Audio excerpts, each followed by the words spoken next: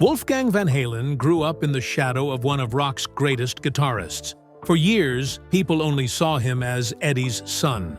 They mocked him, threw bottles at him, and called him a talentless nepo baby. But something changed after his father died in October 2020. Wolfgang disappeared into grief, and then into something else entirely. By 2025, fans at his Las Vegas shows barely recognized him. He had dropped nearly 50 pounds. His face looked sharper. His energy felt different. What drove a man drowning in loss to completely rebuild himself? The answer goes deeper than anyone expected. Wolfgang Van Halen came into the world on March 16, 1991, in Santa Monica. And right from the start, he was surrounded by a family whose name already echoed through rock history. His father, Eddie, was shaping guitar culture long before Wolfgang learned to walk, and his mother, Valerie Bertinelli, was already known to millions on television. His roots stretched across Dutch, Indonesian, English, and Italian lines, giving him a background as mixed and colorful as the music he would grow up loving. Even his name carried a story because Eddie chose it as a nod to Mozart, a reminder that the family's love for music stretched far beyond rock. For most of his early years, Wolfgang moved through life without knowing how famous his dad really was. Then one day, around the age of 10, he spotted Eddie's face on CDs lying around the house, and everything clicked. That small moment opened his eyes to a legacy far bigger than he had imagined, and the mix of cultures and influences in his family shaped how he viewed both music and himself. Growing up inside a rock household meant noise, chaos, and music filling every corner. Rehearsals were happening constantly, and by the time Wolfgang was 2, he had already absorbed the energy that came from watching Eddie and Alex jam. The house felt alive, but also tense, especially as his parents' marriage grew strained and finally ended in 2001. That period shaped him deeply. Even so, he found comfort in the instruments around him. In 2000, he was 9 and curious, trying to copy what he saw his uncle Alex doing on drums. He watched, mimicked, and started building a rhythm that made sense only to him. He got a few lessons from Alex, but most of what he learned came from teaching himself. Eddie noticed how much he loved playing and gave him his first drum set when he turned 10 in 2001. Music became both an escape and a way to stay connected, as everything around him changed, and the mix of loud rehearsals and quiet family struggles shaped a childhood unlike anything most people could imagine. By the time he turned 11 in 2002, he was already drifting toward new instruments. He moved from drums to guitar and bass and spent long hours tucked away inside Van Halen's 5150 studio. Instead of reading music, he trained his ear, letting sound guide him. Eddie didn't tutor him in a strict way.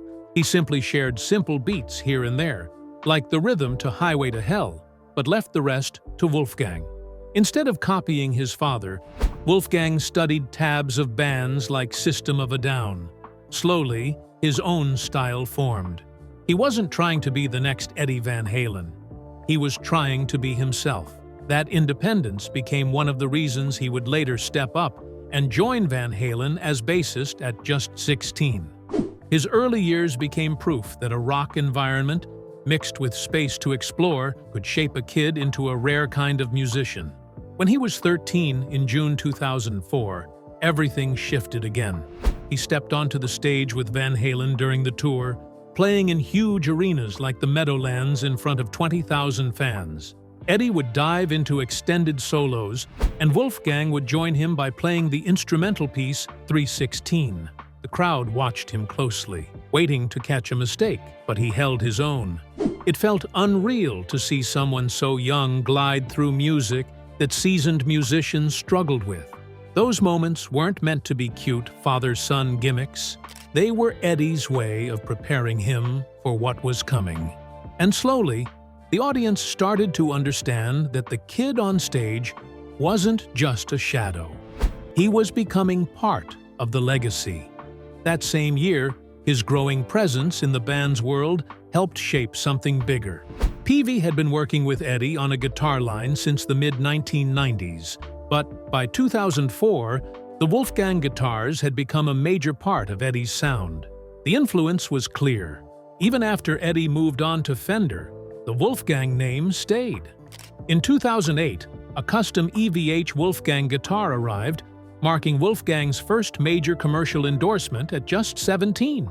His name sat on an instrument used by some of the world's greatest guitarists, showing how a teenager's growing presence could help shape the tools of the rock world.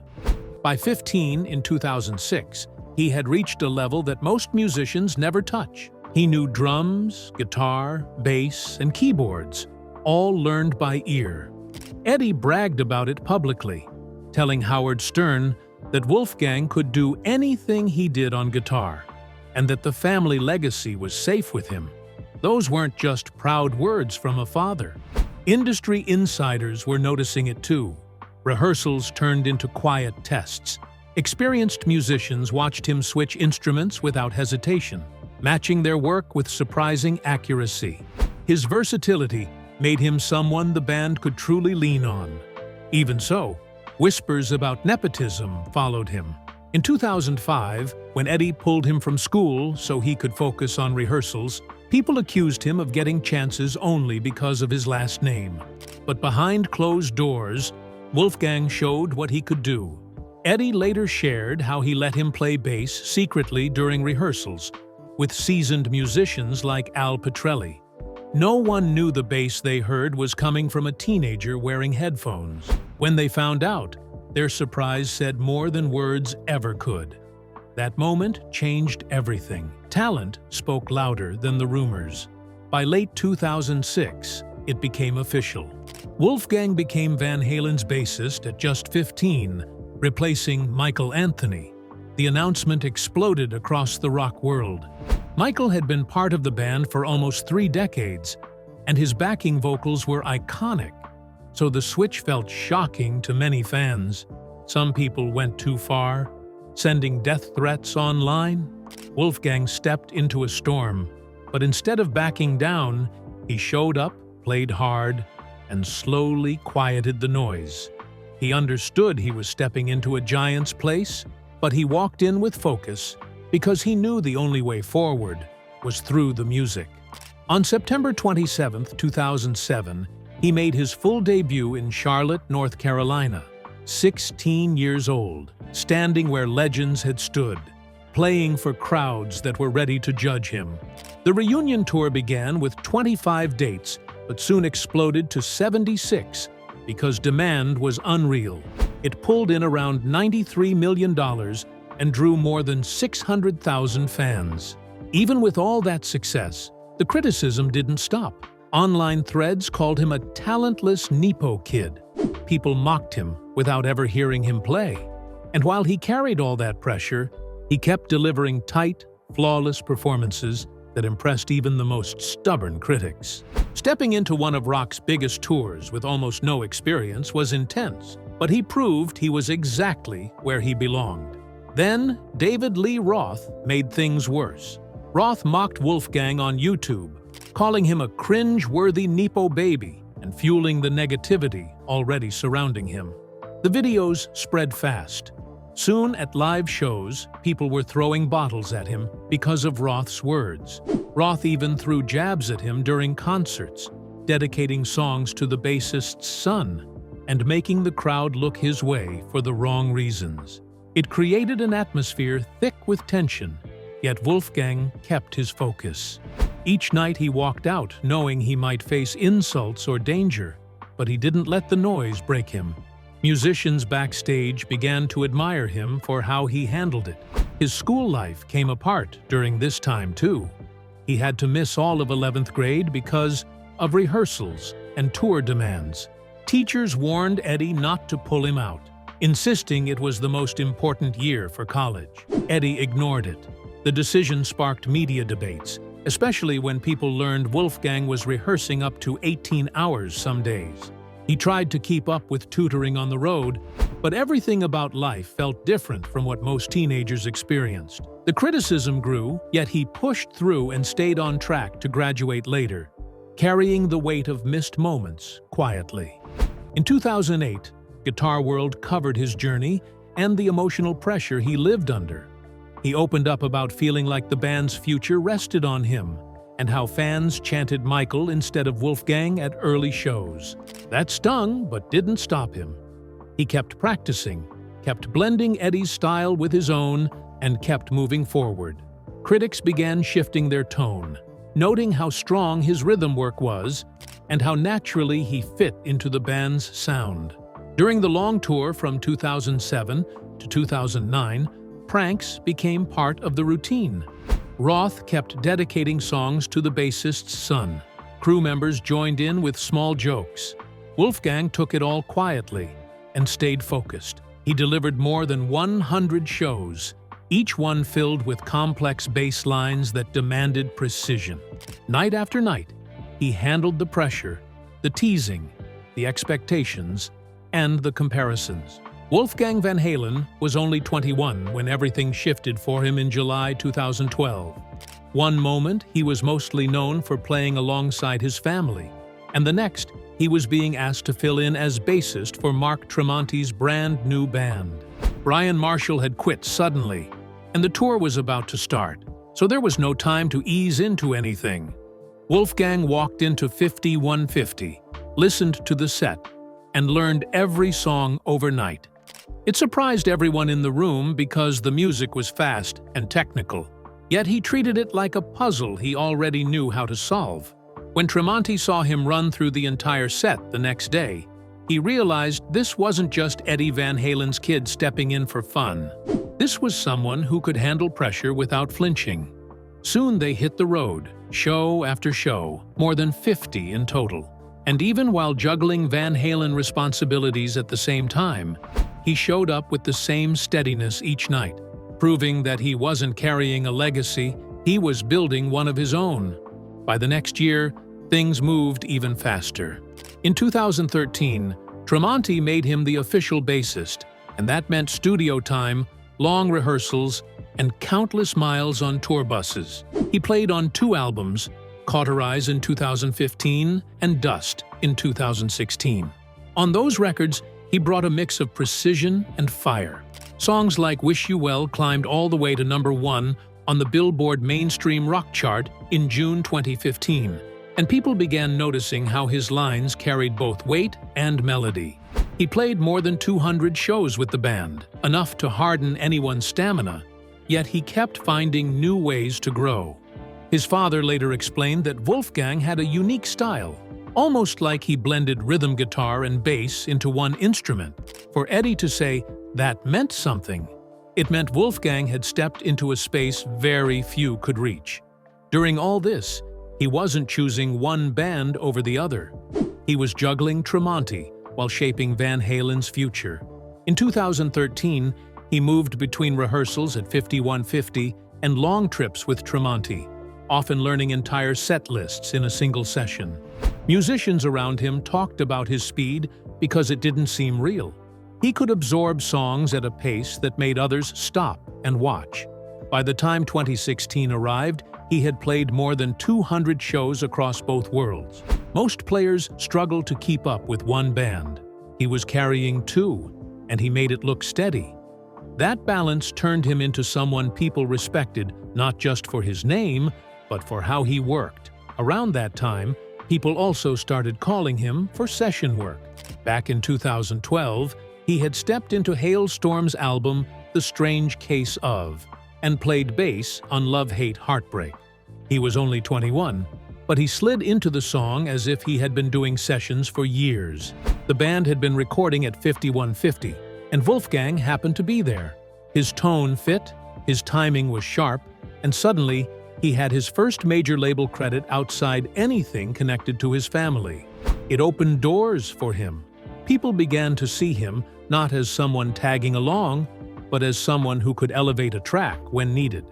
Eventually, his chapter with Tremonti came to an end in 2016. More than 200 shows, 2 studio albums, a reputation carved through sheer work. Eddie kept praising him, saying his approach even surpassed Michael Anthony's, and that comment echoed through the rock world. But Wolfgang didn't hold on to the comfort of staying where he was. Leaving Tremonti meant stepping toward something bigger, something more personal.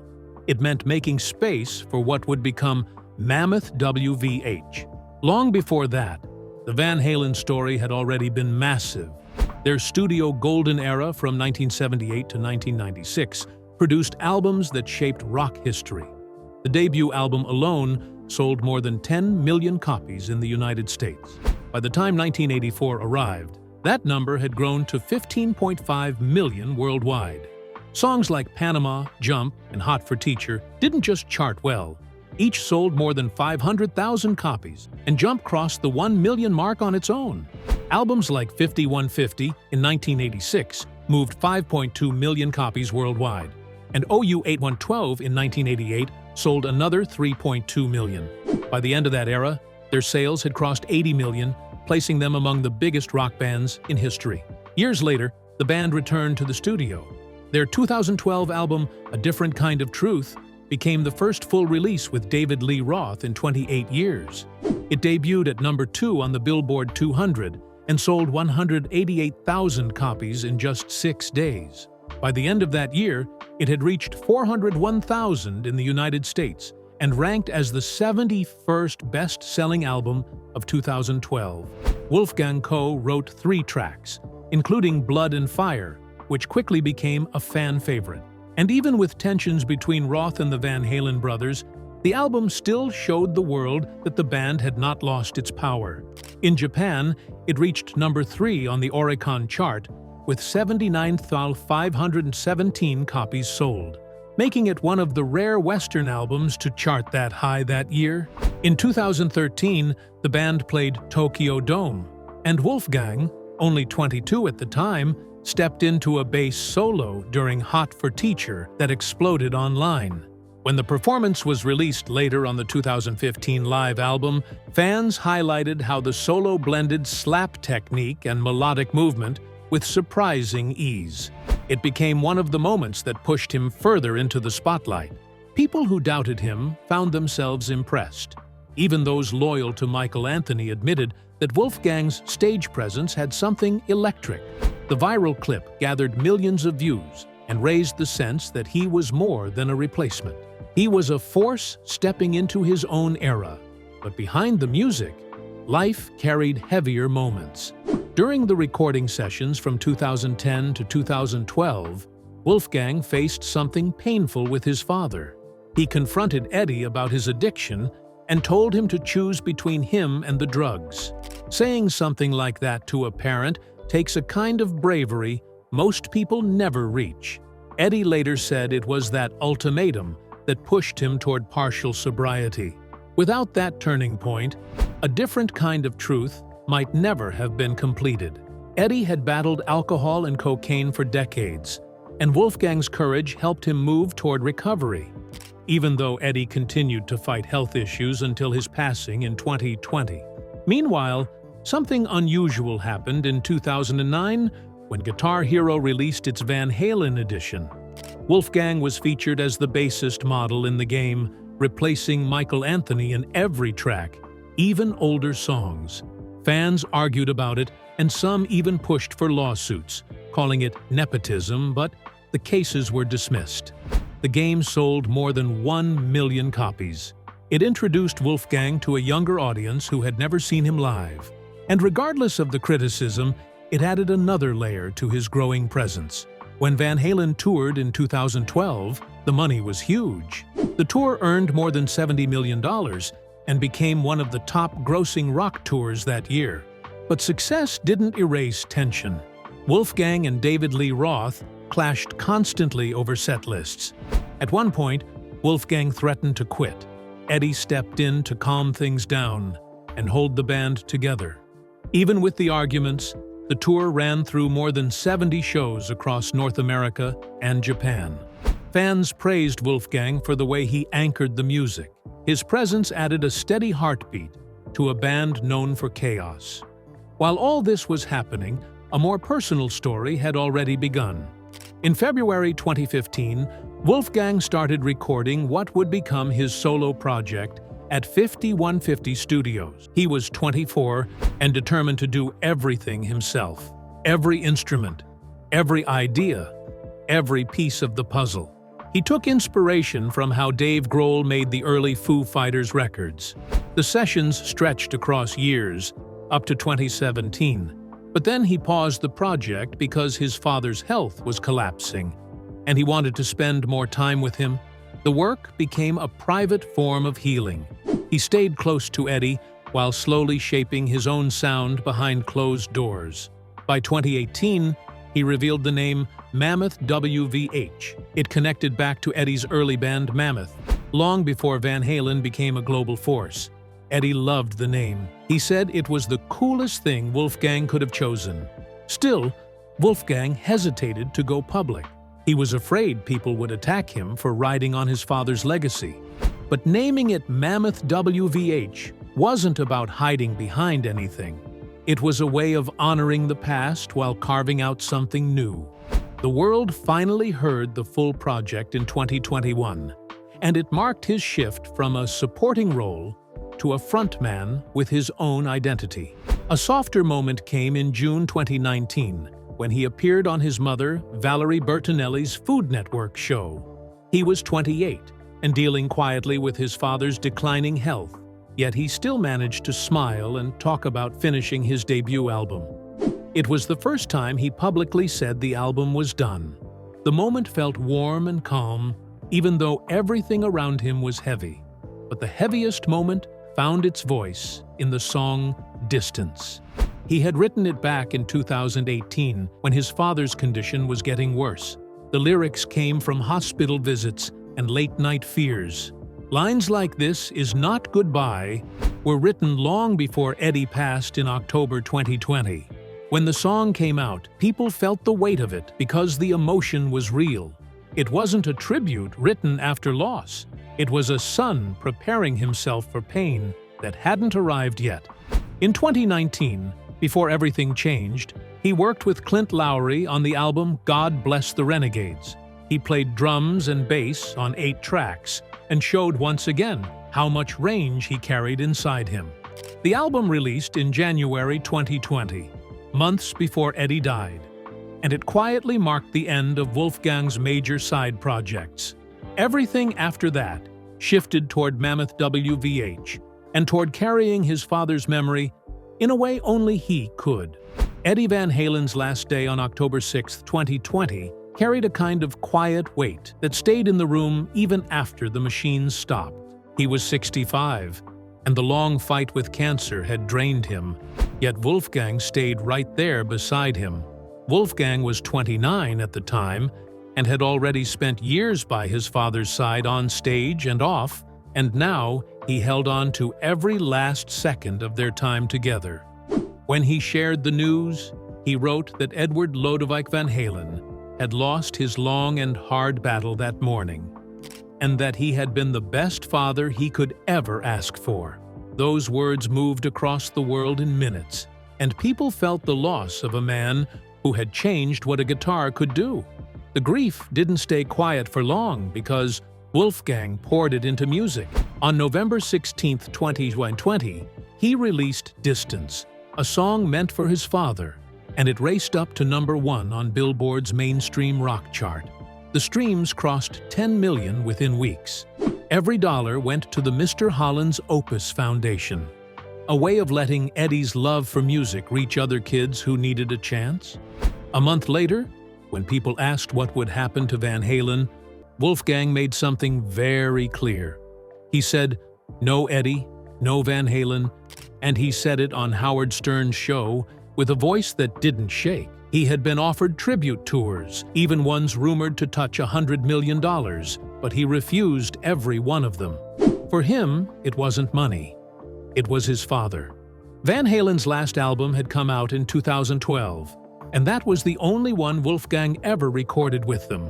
Continuing without Eddie felt wrong to him, so he closed the chapter. Fans understood. It felt like the right kind of goodbye to a band that had shaped decades of rock. Right after that, Wolfgang stepped into his own world with Mammoth WVH, his solo project. When he released his debut album on June 11, 2021, people discovered that he had written, sung, and played every instrument. It was a full picture of who he was when no one else was in the room. The lead single Distance hit #1 again, and critics started praising him for talent that stood on its own. He had started the album's ideas back in 2013 after the A Different Kind of Truth tour, but he waited because he wanted the music to feel like him, not an echo of anything else. When the album finally arrived, the reaction proved that he had carved his own path. The next year brought something he never expected. In 2022, Mammoth WVH got a Grammy nomination for Best Rock Song with Distance. It was his first nomination and the first for Explorer 1 Itainiwidord Spur 1 music group. He reacted the way any son with a heavy heart might. He posted "Holy shit" and let the surprise wash over him. By then, Distance had already tied a record by matching Glorious Sons for the most consecutive #1s from a debut album. Then, Don't Back Down climbed to #1 too. What people heard wasn't just sound, it was grief, love, and skill, all mixed into something real. That year also took him on the road for the Young Guns tour with Dirty Honey. It stretched across 40 dates in the United States and Canada. The tour had been delayed because of the COVID surge, but once it kicked off in February 2022, Wolfgang stepped out with a confidence that kept building.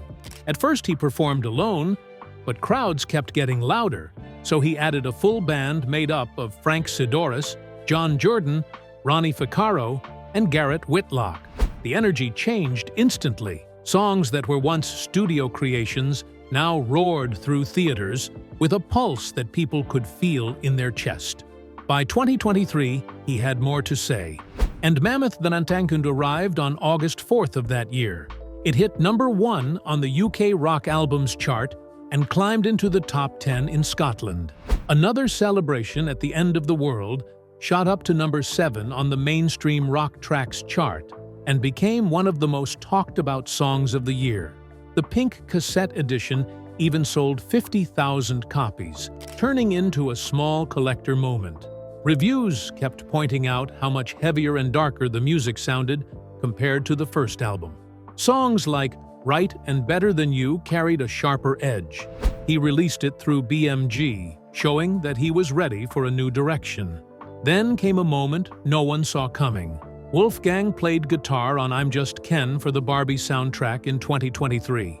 Mark Ronson wanted him for the mammoth guitar tone he could create, and Wolfgang added both soft textures and a wild solo, while Slash joined him for the final parts. The song exploded everywhere and crossed 500 million streams. It even reached the Billboard Hot 100, and when he performed it live with Ryan Gosling at the 2024 Oscars, it felt like rock walking into a world that didn't usually expect it. Not long after, in 2023, he went on tour with Myles Kennedy, playing more than 50 dates and pulling in about $20 million. Some nights he opened for Metallica. Other nights, he co-headlined with Motley Crue and Def Leppard in the UK. During that run, his single, I'm All Right, climbed to #5. Fans who had once wondered if he was only writing his father's name ended up chanting along to every word. That shift was powerful. The recordings from the shows carried that same spark, and people kept talking about how alive the performances felt. By 2025, Wolfgang had changed the band's name from Mammoth WVH to simply Mammoth. The timing matched a shift in the music. He leaned into a heavier sound, shaped with producer Michael Basquet, who had worked with Alter Bridge and Slash. Critics started noticing the new identity taking shape.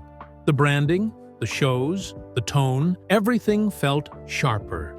It was clear he wasn't trying to relive any old memories. He was building something new, piece by piece. Still, even as things moved forward, his father's loss stayed with him. In a 2025 interview with Metal Hammer, he said he had gone through a spiritual crisis that felt like a black hole. He talked about how the pain came every day and how it changed his lyrics. Mammoth too carried that weight, and fans felt it. Many reached out with their own stories of loss, and the connection grew stronger. His openness helped people see the human side of the music. It wasn't just riffs, it was healing. That same openness carried into the next year when he released The End on October 24, 2025. It climbed to number 3 on the US hard rock charts. He wrote and played all 10 tracks, and the album ran for 39 minutes. Michael Elvis Basquet produced it at 5150 Studios. The first single, also called The End, came out on May 1, 2025, with a video directed by Robert Rodriguez and Greg Nicotero. The clip featured Danny Trejo, Slash, Miles Kennedy, and his mother, Valerie Bertinelli. It crossed 5 million views. The next single, The Spell, dropped on July 9th and topped the Czech rock charts with more than 6 million views of its video. Those songs carried the album forward and helped make it one of the highlights of the year. Then came the End Tour for 2025 and 2026. It started on March 5, 2026, in Buffalo, and finished on April 4th in Prior Lake after 19 dates. It moved through Toronto, Montreal, Atlantic City, Knoxville, Grand Rapids, and Cincinnati. Bands like 10 Years and James and the Cold Gun joined as support. Tickets had gone on sale the previous December, including VIP packages. The tour drew fans from across North America, and soon after the run ended, a European leg was announced. The momentum stayed high. The videos kept feeding the album's energy. The End video reached more than 5 million views. The Spell pushed past 6 million. Live clips from I Really Wanna and the final single Same Old Song helped push the album to number 77 on the US charts. Festival slots through 2026 added more fuel. Limited edition vinyls and signed inserts became quick sellers among collectors. During all of this, Wolfgang's personal life settled into something steady. He married Andrea Alsop on October 15, 2023, after getting engaged in 2022. He said later that she kept him grounded during the stressful recording period for The End. Her support helped him handle the weight of expectations and the growing pressure from the band's success. Some of that sense of stability slipped into the album's themes, giving the music a quieter strength beneath the noise. Looking ahead, Wolfgang hinted that a follow-up to The End was already in motion. He planned to release unreleased tracks from the 5150 archives that his father had recorded. These songs, expected in 2026, became one of the most anticipated releases in rock, giving fans a chance to hear something that had been hidden for years. It felt like another way of honoring Eddie while still moving forward. The years around all of this brought another transformation.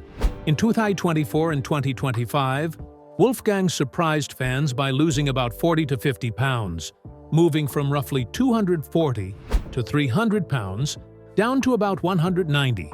He did it through whole foods, lean proteins, vegetables, and steady workouts. He cut out processed snacks and built a routine around running and weight training.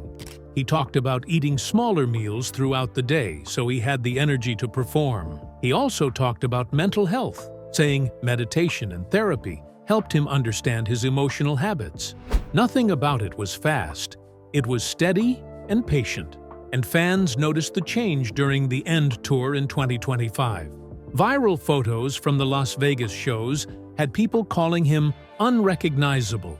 His face looked sharper. His movements on stage felt bigger.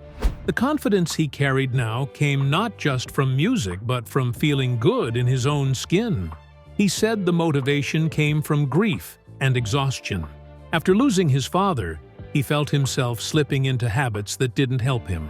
Touring only added more pressure. By 2025, he decided he wanted longevity, not temporary fixes. He said he wanted to feel better in his own skin, and that idea guided him through the whole journey. Fans connected with that deeply. His story became a quiet reminder that physical change often begins with emotional healing. When those Las Vegas shows happened in November 2025, the reaction was wild. People posted picture after picture, and the comments filled with surprise. His stage energy felt brighter and stronger. The health changes were working alongside the music, pushing everything forward. It turned those shows into something unforgettable, and soon his transformation became one of the most talked about topics in rock that year.